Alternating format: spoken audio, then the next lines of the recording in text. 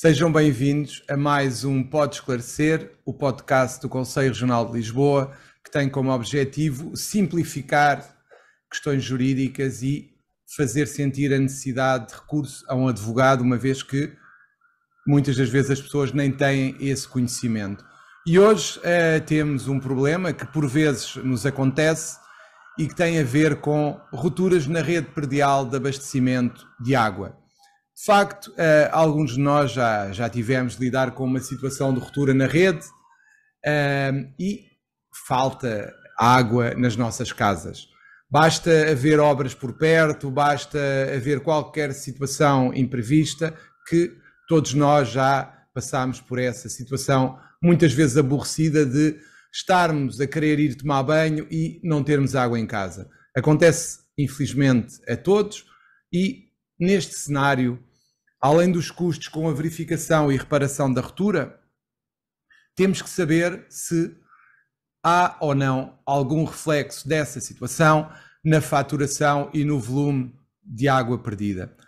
Basicamente, a questão que eu coloco ao nosso convidado de hoje, que já é um repetente, o Dr. Carlos Filipe Costa, que é sempre um gosto recebê-lo aqui no nosso podcast. A questão que eu lhe coloco é: como é que esta situação de ruptura pode ser refletida ou é refletida na faturação e o que é que o consumidor pode fazer nestas circunstâncias? Dr. João Massano, em primeiro lugar, permita naturalmente agradecer mais uma vez o convite para participar neste podcast.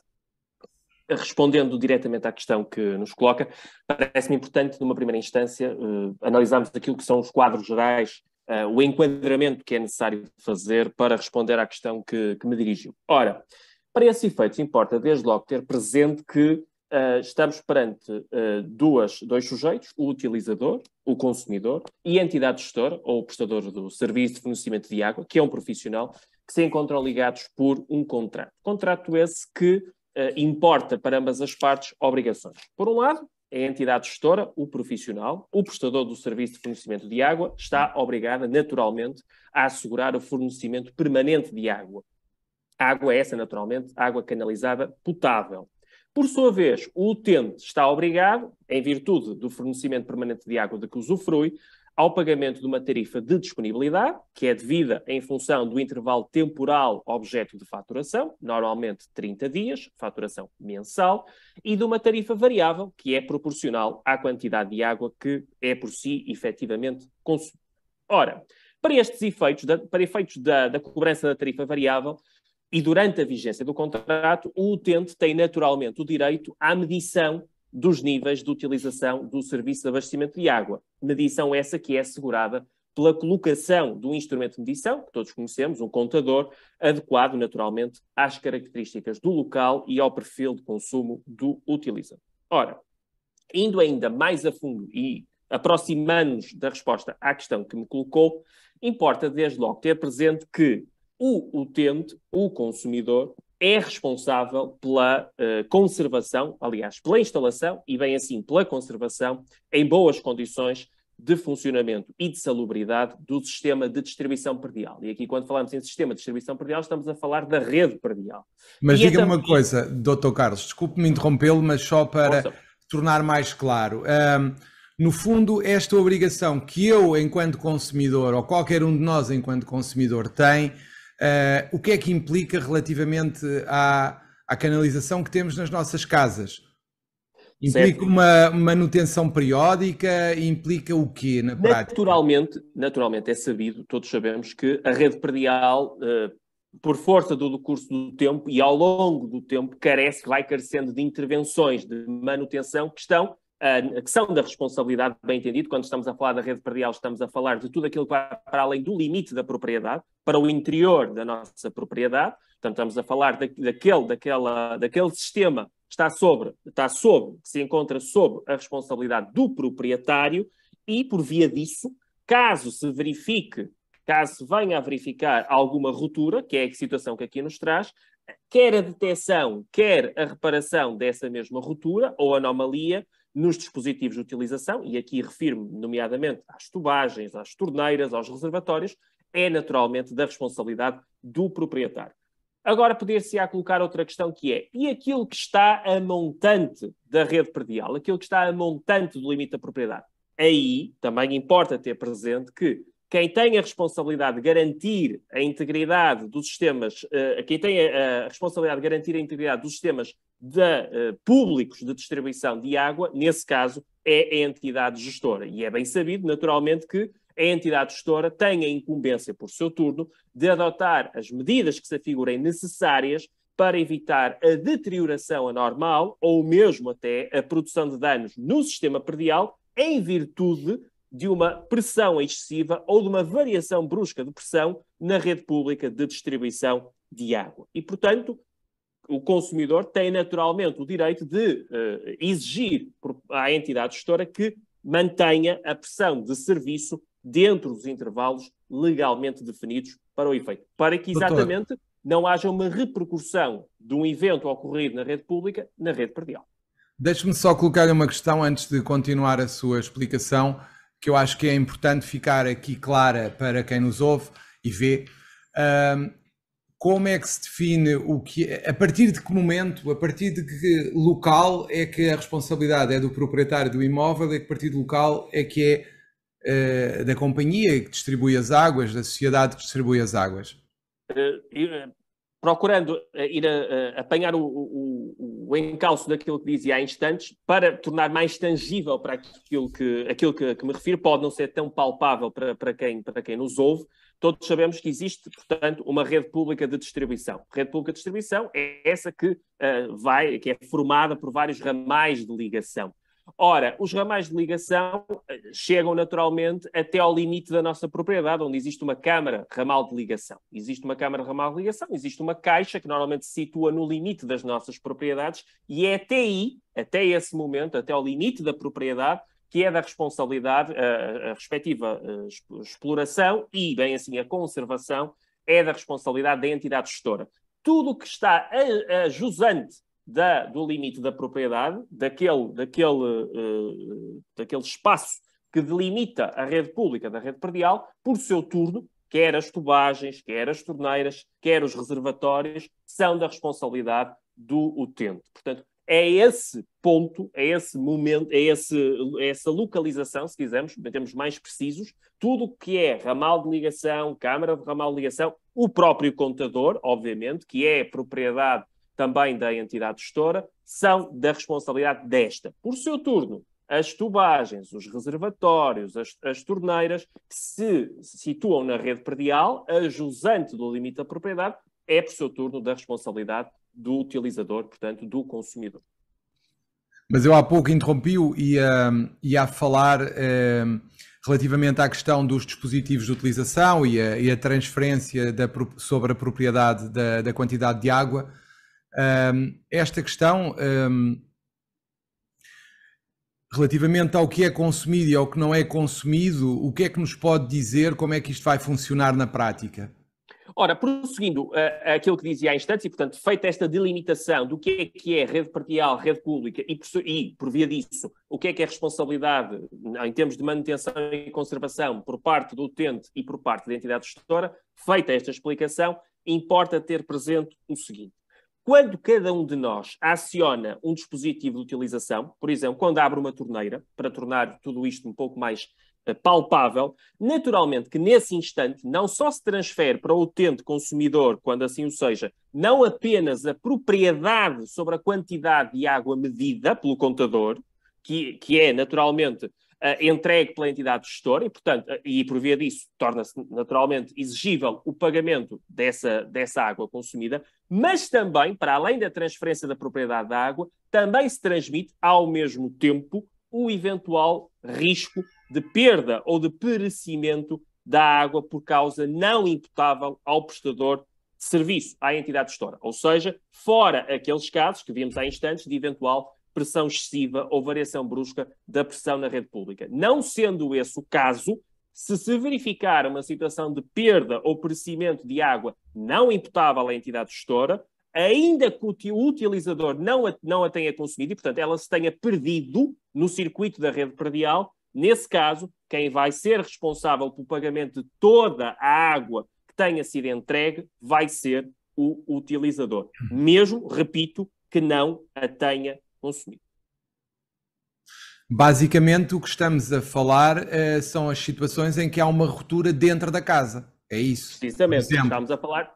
é essa a Aquilo que situação que está em vulgarmente causa. se chama uma fuga d'água. Não é? Aquilo Ok. se quisermos, usar uma expressão mais coloquial, mas naturalmente mais acessível para todos aqueles que nos ouvem, estamos a falar de uma situação de fuga, de ruptura na rede predial, em que a pessoa, a páginas tantas, apercebe-se que há um aumento anormal, um incremento anormal dos seus consumos e vem a detectar e vem-se a comprovar que de facto existia uma fuga na rede predial. O que depois, claro, e seguramente vamos já a esse ponto, levanta-se a grande questão que é saber, e agora vou ter que pagar uma fatura com valor astronómico? É naturalmente a grande preocupação que um utente consumidor que vai assolar a partir do momento em que se apercebe dessa circunstância. Portanto, só para sintetizar, se for dentro de casa, até diria quase ao contador, a responsabilidade será do dono da casa. Após o contador, além do contador, a responsabilidade será da entidade gestora. Basicamente será mais ou menos assim.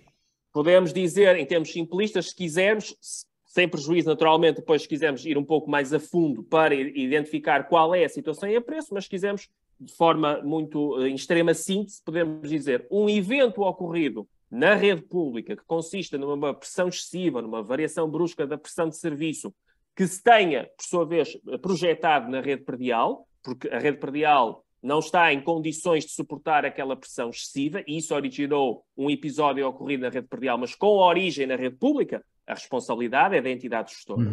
Se esse evento ocorrer nos dispositivos de utilização da rede predial e tiver ocorrido, portanto, a jusante do limite da propriedade, dentro das tubagens, nomeadamente do utilizador, da sua propriedade, cuja responsabilidade da conservação é do utilizador, então, naturalmente, que quem vai ter que suportar a fatura vai ser o utente.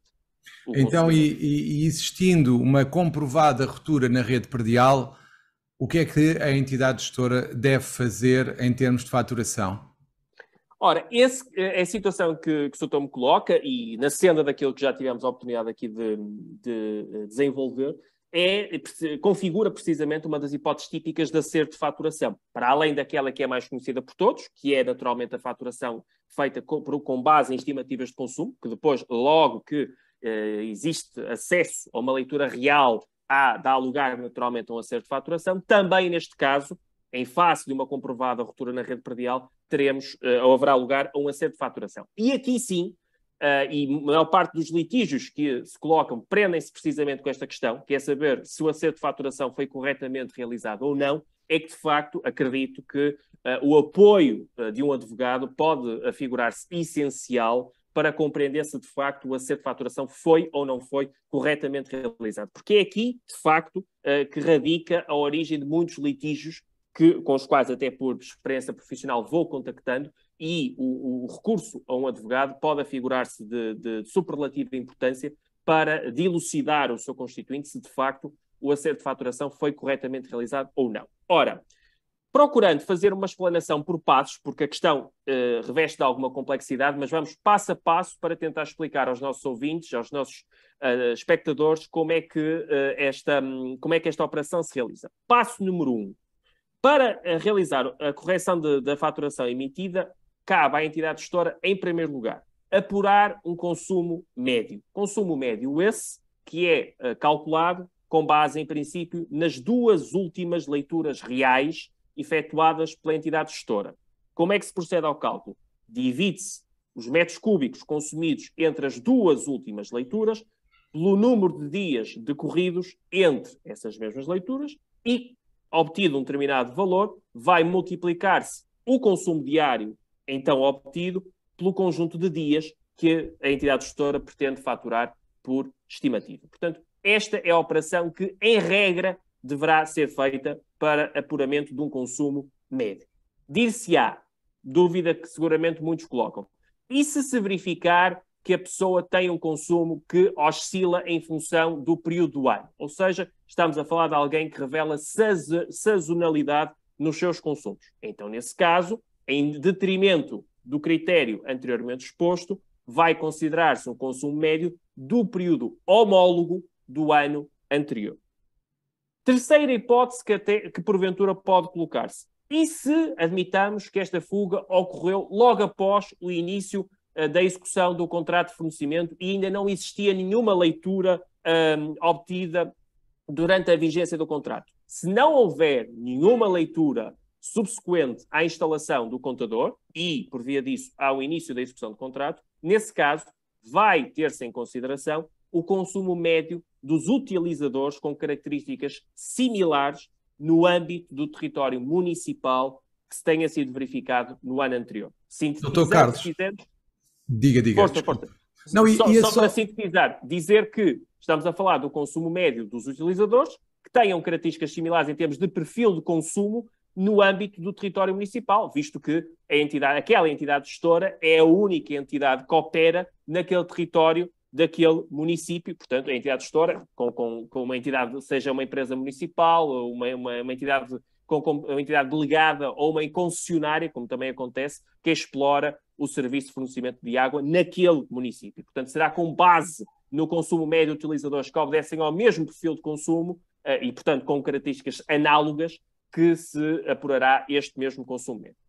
Quando o doutor falou em sazonalidade, referia-se, por exemplo, a quem tem uma casa de férias. Era isso que estávamos a falar, certo? Ora, está. É um excelente exemplo que é revelador precisamente dessa sazonalidade. Não fará sentido, em casos como esse, quem tenha uma segunda habitação, por exemplo, em que só efetua consumos num determinado período, que o período tido em referência não seja condizente com aquilo que é expresso pelo histórico de consumos anterior, em que, de facto, só existe consumos em determinado período do ano e no período em falta, no período remanescente, não existem sequer consumos, como acontecerá habitualmente, por exemplo, numa casa de férias. O exemplo que o Sr. avança é ótimo, precisamente para evidenciar essa sazonalidade.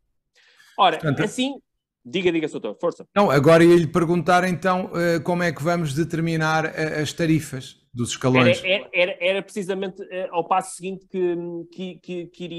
para o qual iria avançar. Portanto, uma vez apurado o consumo médio, por uma destas três vias, por uma destas três hipóteses que aqui elenquei, as últimas duas leituras reais, no caso de sazonalidade, tomando por referência as leituras e o consumo médio, por via disso, referentes ao período homólogo do ano anterior, ou ainda o consumo médio de utilizadores com características análogas, se não houver histórico de leituras, por isso simplesmente.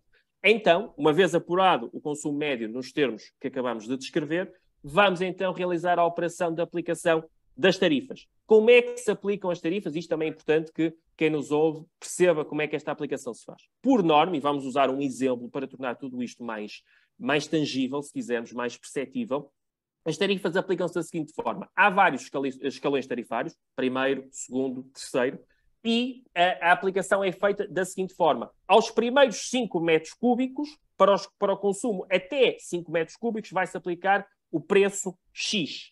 Posteriormente, segundo escalão, para o consumo entre 5 metros cúbicos a 15 metros cúbicos, vai aplicar-se o preço Y. Terceiro escalão, para consumo, se o houver, superior a 15 metros cúbicos e até 25 metros cúbicos, vai-se aplicar-se o preço W. E, portanto, é assim que se processa a aplicação de preços por escalões. Até 5, de 5 a 15, de 15 a 25, no nosso exemplo. Muito provavelmente, existindo uma ruptura na rede predial, haverá um consumo superior a 25 metros cúbicos. Ora, sendo esse o caso, ao consumo remanescente, aquele que vai para além dos 25 metros cúbicos e que se presume que seja imputável à ruptura, precisamente por ser um consumo anormal, que escapa aos escalões já pré-determinados, então, nesse caso, para esse consumo que vai para além dos 25 metros cúbicos, usando novamente o nosso exemplo, vai aplicar-se a tarifa do escalão que permite a recuperação de custos. Que tarifa é esta? Mais uma vez, entra aqui o papel do advogado.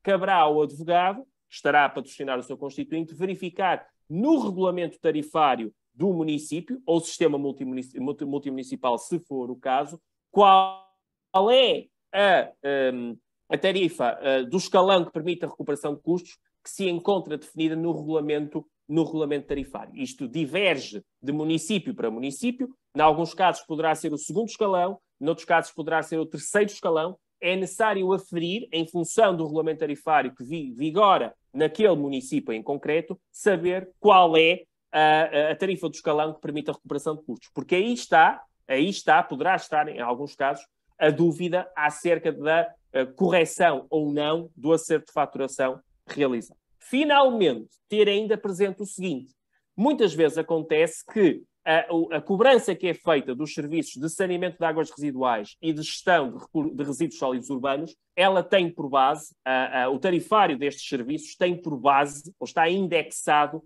ao volume de água consumida. Sendo esse o caso, isto até atendendo às recomendações da entidade reguladora dos serviços de água e saneamento de águas residuais, a ERSAR, o que deve acontecer é o seguinte: este volume de água perdida e que não foi recolhida pelo sistema público de saneamento de águas residuais, na medida em que ela não retomou à rede pública, exatamente em virtude da ruptura na rede predial, sendo esta a situação, esse volume de água perdida não deve ser considerado para efeitos de faturação dos serviços de saneamento e de gestão de resíduos urbanos, o que naturalmente poderá também ser importante para o utente consumidor, para não ter uma fatura tão pesada no final das contas. E, portanto, são aspectos para os quais quem nos ouve deve estar atento. É certo, não tenho dúvidas, que quem nos acabou de ouvir poderá ainda ter ficado com algumas dúvidas acerca da metodologia de cálculo. Daí também, mais uma vez, o apelo, porque esta realidade que aqui tratamos hoje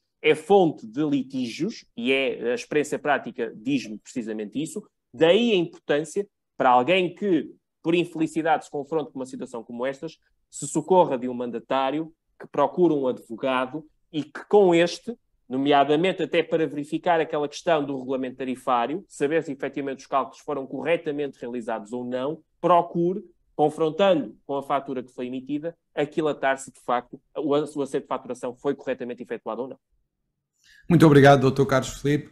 Chegamos assim ao termo deste nosso episódio de hoje do Pode Esclarecer. Esperamos por vós numa próxima emissão. Até lá.